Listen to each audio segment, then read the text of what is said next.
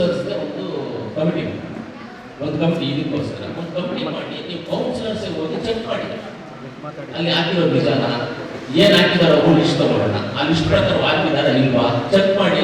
ನೀವು ಚೆಕ್ ಮಾಡಿ ಓಕೆ ಆಗಿದ್ದಾರೆ ಅಂತ ರಿಪೋರ್ಟ್ ಇದ್ರೆ ಆಗಿರೋದನ್ನ ಮಾಡೋಣ. ಇಲ್ಲ ಅಂತಂದ್ರೆ ಅದು ರಿಜೆಕ್ಟ್ ಮಾಡಿ ಬಿಲ್ ಆಗಿದ್ರೆ ಎನ್ಕ್ವೈರಿ ಮಾಡಿಸೋಣ. ನೀವು ಒಪ್ಪಿಕೊಂಡ್ರೆ ಮಾಡಿಸೋಣ. ಟ್ಯಾಗ್ ತಗೊಂಡು ದಂಧೆ ಮಾಡಿಸೋಣ. ದಂಧೆ ಮಾಡಿಸೋಣ.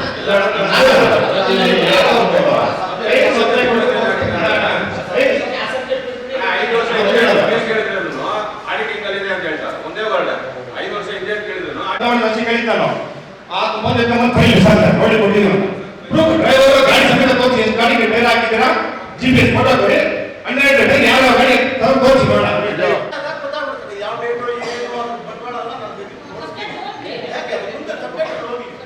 ಕೂಲಂಕುಷವಾಗಿ ಮೀಟಿಂಗ್ ತರಬೇಕು. ಯಾರ್ದು ಒಬ್ರಿಗೆ ಉಪಯೋಗ ಆಗುತ್ತೆ. ನಿಮಗೆ ಬಾಡಿಗೆಲ್ಲ ಒಪ್ಪಿಗೆ ಇದ್ರು ಮಾಡಿದ್ರೆ ಸಂತೋಷ ಮಾಡಿ. ಅದೇನೋ ನಾವು ಫ್ರಾಡ್ ಇದ್ರೆ ಮಾಡ್ಬಿಡಿ. ನಾವೇ ಜನರಲ್ ಆಗಿ ಯಾವುದೋ ಒಂದೇ ಅಲ್ಲ, ಸುಮಾರುಗಳಿದ್ದಾವೆ. ನನಗೆ ನೀವು ಹೇಳಿರೋ ಮಾತು ಸಭೆಯಲ್ಲಿ ನೀವು ಹೇಳಿ ಪರವಾಗಿಲ್ಲ. ನೀವು ಒಬ್ಬ ಅಧಿಕಾರಿ ಇದ್ದಾರೆ, ಯಾರು ಬೇಡ ಅಂತ ರಿಫ್ಯೂಸ್ ಮಾಡೋದು ಅದನ್ನ ಹೇಳ್ಬೇಕು. ಎಷ್ಟು ಸಬ್ಜೆಕ್ಟ್ ಇದೆಯಪ್ಪ? 40. ನೀನು ಈ ನಗರಸಭೆಯಲ್ಲಿ ಅಡವ ಇದೆಯಾ ಕೂಡ ಅಧ್ಯಕ್ಷ ಬಂದಿದ್ದಾರೆ. ಅಧ್ಯಕ್ಷ ಹೇಳಿದ್ದು ವಿಷಯ ಹೇಳಿದ ವಿಷಯ ಗೊತ್ತಾಗಲಿ. ಅದೇ ಯಾರು ನಾನಾ ನಮ್ಮ ಸದಸ್ಯರ ಇಲ್ಲ ಇನ್ನೊಬ್ರು ಹೇಳಪ್ಪ ನೋಡಿ ಕರೆಕ್ಟ್ ಆಗಿ ಹೇಳಿದ್ರೆ ಇನ್ನೊಂದು ಸರ್ತಿ ಯಾರೇ ಸಬ್ಜೆಕ್ಟ್ ಕೊಟ್ಟು ತಗೊಳ್ರಿ. ಏನ್ ತೀರ್ಮಾನ ತಗೊಂಡ್ರಾಗ ಅದು ಬದಲಾಗಿರೋಣ. ಎಲ್ಲರೂ ಕೂಡ ಎಲ್ಲಿ ಕೂಡ ದಾರಿ ತಪ್ಪಿ ಹೋಗೋದು ಬೇಡ. ನಾವು ಯಾಕೆ ತಗೊಂಡ್ರ ನಿಮ್ದ ಇಲ್ಲ ಇನ್ನೊಬ್ರದ ಅದು ಹೇಳಿ. ಇಲ್ಲ ಅಂದ್ರೆ ಬೇಡ ಬಿಟ್ಬಿಡ್ರಿ ಅಂದ್ರೆ ನಾವು ಸುಮ್ಮನೆ ಕೂತ್ಕೊಳ್ತೀವಿ. ನಾವು ಮುಗಿಸ್ಬಿಡ್ತೀವಿ. ಮತ್ತೆ ನಾವು ದಯವಿಟ್ಟು ನಮ್ಮ ನಗರಸಭೆ 34 ಸಬ್ಜೆಕ್ಟ್ ಇದ್ದೀನಿ. ಆಮೇಲೆ ಮಾತಾಡೋ ಬೇಡ. ದಯವಿಟ್ಟು ಈ ಸಬ್ಜೆಕ್ಟ್ ಬಗ್ಗೆ ಏನು ಕಾನೂನು ರೀತಿಯಲ್ಲಿ ಇದ್ರೆ ಯಾವ್ದು ಏಕನಿವೇಶನ ಆಗ್ಬೋದು, ಖಾತೆ ಚೇಂಜ್ ಆಗ್ಬೋದು, ಲೀಗಲ್ ಆಗಿದ್ರೆ ಅದರಿಂದ ಯಾರೇ ರೆಕಮೆಂಡ್ ಮಾಡೋದು ಕೂಡ ಅವ್ರಿಗೆ ಹೇಳಿ ಸರ್ ಇದು ಫೋರ್ಜರಿ ಇದೆ ಮಾಡೋದು ಬೇಡ ಅಂತೇಳಿ. ಅವ್ರು ಯಾರು ಮಾಡೋ ಅಂತ ಹೇಳೋದಿಲ್ಲ. ಖಂಡಿತವರು ಮುಂದಿನ ದಿನದಲ್ಲಿ ನಗರಸಭೆ ವ್ಯಾಪ್ತಿಗೆ ಬರ್ತಕ್ಕಂಥ ಖಾತೆಗಳು ಲೀಗಲ್ ಆಗಿರೋದನ್ನ ಮಾಡ್ಕೊಡ್ಬೇಕಂತ ಹೇಳಿ ಎಲ್ಲ ಕೌನ್ಸಿಲರ್ ಕೂಡ ನಾನು ಮನವಿ ಮಾಡ್ತೀನಿ. ಎಲ್ಲ ಶಾಸಕರು ಎಲ್ಲ ಕೂಡ ಇದ್ದಾರೆ. ಹೇಗೆ ಅಂತ ಹೇಳಿದ್ರೆ ಯಾರ್ಯಾರ ಖಾತೆ ಏನಿರ್ತದೆ ಗೊತ್ತಿಲ್ಲ. ಒಂದು ಆಸ್ತಿ ಹೋದ್ರೆ ಒಂದು ಜೀವ ಉಳಿಸ್ಕೋಬಹುದು. ಆದ್ರಿಂದ ಒಬ್ಬರು ನಮ್ಮ ಹೇಳ್ಬಾರ್ದು, ನಾನು ಸಭೆಯಲ್ಲಿ ಹೇಳ್ತೀನಿ.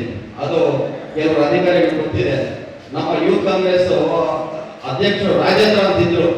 ಅವರು ನಗರಸಭೆಗೆ 1,000 ಸರ್ತಿ ಓಡಾಡಿದ್ದಾರೆ. ಎಲ್ಲೋ ಒಂದು ಜಾಗದಲ್ಲಿ ಖಾತೆ ಮಾಡಿದವರು ಹಾಸ್ಪಿಟಲ್ ಕೊನೆ ಉಸಿರು ಬಿಟ್ಟರು. ಅದು ಅವ್ರ ಹತ್ರ ಲಾಸ್ಟ್ಗೆ ಬಹಳ ಚೆನ್ನಾಗಿದ್ರು. ಅದು ಮಾರ್ಬಿಟ್ಟು ಪ್ರಾಣ ಉಳಿಸ್ಕೊಳ್ಳೋದು. ಅದ್ರ ಸಲುವಾಗಿ ಹೇಳ್ತಾ ಇದ್ದೆ, ಲೀಗಲ್ ಆಗಿದ್ರೆ ದಯವಿಟ್ಟು ಎಲ್ಲ ಕೂಡ ಮಾಡಿಕೊಡಿ. ಇಷ್ಟು ಮಾತ್ರ ನಾನು ಹೇಳ್ತಾ ಇದ್ದೀನಿ.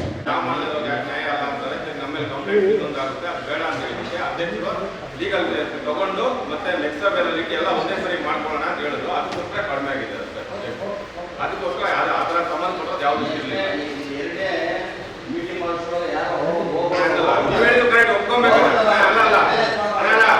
ಈಗ ಹೋಗ್ತಾರೆ, ಅದು ನಿಜ. ಬಟ್ ಪಾಪ ಅವನು ರಿಜಿಸ್ಟ್ರೇಷನ್ ಹೋಗೋಷ್ಟೊತ್ತಿಗೆ ರಾತ್ರಿ ಖಾತೆ ಪ್ರಿಂಟ್ ಆಗಿ ಬೆಳಿಗ್ಗೆ ಡಿಲೀಟ್ ಆಗಿರುತ್ತೆ. ಅವನಿಗೂ ತೊಂದರೆ ಆಗುತ್ತಲ್ಲ, ಅದು ತೊಂದರೆ ಇಲ್ಲ. ಅದಕ್ಕೆ ಅದು ಆಗ್ತಿರೇ ಇರಲಿ ಅಂದ್ಬಿಟ್ಟು ಪರ್ಮನೆಂಟ್ ಸೊಲ್ಯೂಷನ್ ಮಾಡೋಣ ಅಂತ ಹೇಳಿ ಮಾಡಿರೋದು.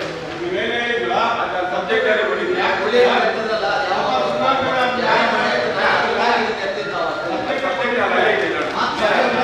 ಆದ್ಮೇಲೆ ಕನ್ಫರ್ಮ್ ಆಗಿ ಆ ವರ್ಕ್ ಏನು ದುಡ್ಡು ಇರುತ್ತೋ ಅದು ಬಂದೇ ಬರುತ್ತೆ. ಸ್ವಲ್ಪ ಲೇಟ್ ಆದ್ರೂ ಬರುತ್ತೆ, ಕರೆಕ್ಟ್ ಇದೆ.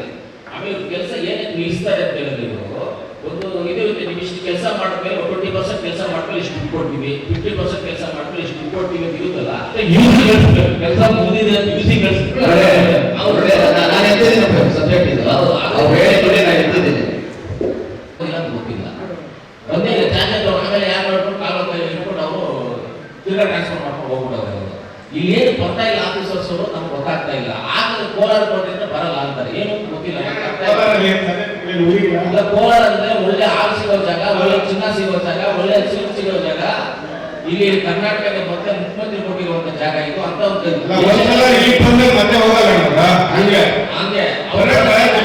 ಹೋಗಲ್ಲ. ಯಾರು ತೀರೋಗಿದ್ದಾರೆ.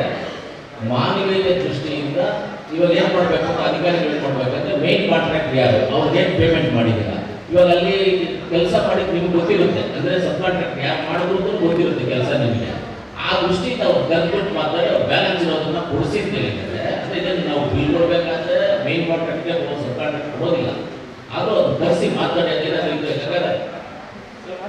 ಆ ಮೇನ್ ಕಾಂಟ್ರಾಕ್ಟ್ ಯಾರು ಅದಿದ್ರೆ ಸ್ವಲ್ಪ ಕರೆಸಿ ಮಾತಾಡಿ ಪಾಪ ಅವ್ರಿಗೆ ಇದು ಮಾಡಿ. ಯಾಕಂದ್ರೆ ಮೇನ್ ಕಾಂಟ್ರಾಕ್ಟ್ ಹೋಗ್ಬಿಟ್ಟು ಇನ್ನೊಂದು ಸಬ್ ಕಾಂಟ್ರಾಕ್ಟ್ ಬಂದಾಗ ಅವ್ರು ಪಾಪ ಅನ್ಯಾಯ ಆಗುತ್ತೆ. ಆ ಕಾಂಟ್ರಾಕ್ಟ್ ಕೊಡಿಸಿ ಅವರು ಕರೆಸಿ ಕುಂಡಿಸಿ ಮಾತಾಡಿ ಅದ್ರ ಜೊತೆಗೆ ಸೂರ್ಯನ ಬರೀರಿ ಇವ್ರು ಹೇಳಿದ ಸಬ್ಜೆಕ್ಟ್ ಕರೆಸಿ ಮಾತಾಡೋ ಸಾಲ. ಯಾಕಂದ್ರೆ ಮತ್ತೆ ಲೀಗಲ್ ಆಗುತ್ತೆ, ಅವ್ರು ಏನೋ ಅದು ಲೀಗಲ್ ಮಾಡಿದ್ರೆ ಸಬ್ ಕಾಂಟ್ರಾಕ್ಟ್ ಮಾಡಿದ್ರೆ ನಿಮ್ಗೆ ಗೊತ್ತಿರುತ್ತೆ ಕೆಲಸ ಮಾಡೋದು ಅದು ಮಾತಾಡಿ ಸಾಲ. ನಾವು ಕೊಡ್ತೀರ ಅದನ್ನ ರೀಕಾಲು ಮಾಡ್ಬೋದು, ಕಾನೂನು ಅವಕಾಶ ಇದೆ, ತಿಳಿಸ್ತಾ ಇರೋದು ತಪ್ಪೇನಿಲ್ಲ.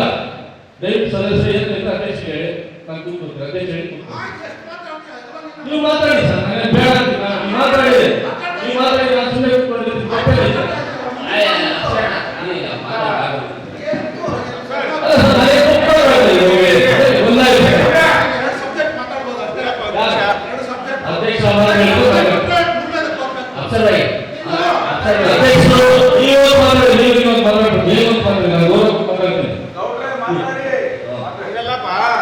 ಈಗ ಈಗ ಕೊಟ್ಬಿಟ್ಟು ಅದಕ್ಕೆ ಮುನ್ನೆಚ್ಚರಿಕೆಯಿಂದ ಕೇಳ್ತಾ ಇದ್ದಾರೆ, ಈಗ ಮುನ್ನೆಚ್ಚರಿಕೆಯಿಂದ ಕೇಳ್ತಾ ಇದ್ದಾರೆ, ಮಾಡ್ತಾರ ಇಲ್ಲ ಅಲ್ಲ ಸರ್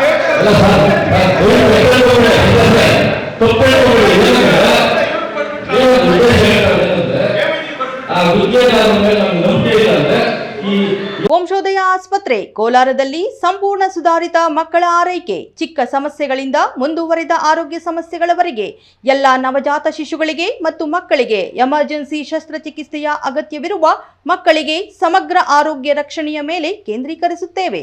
ಕೋಲಾರದ ವಂಶೋದಯ ಆಸ್ಪತ್ರೆ ಉತ್ತಮ ಗುಣಮಟ್ಟದ ಮಕ್ಕಳ ಆರೈಕೆ ಮಾಡುವಲ್ಲಿ ಮೊದಲ ಸ್ಥಾನದಲ್ಲಿದೆ. ಹೆಚ್ಚಿನ ವಿವರಗಳಿಗಾಗಿ ಸಂಪರ್ಕಿಸಿ 7277072770 ಅಥವಾ 9141066685.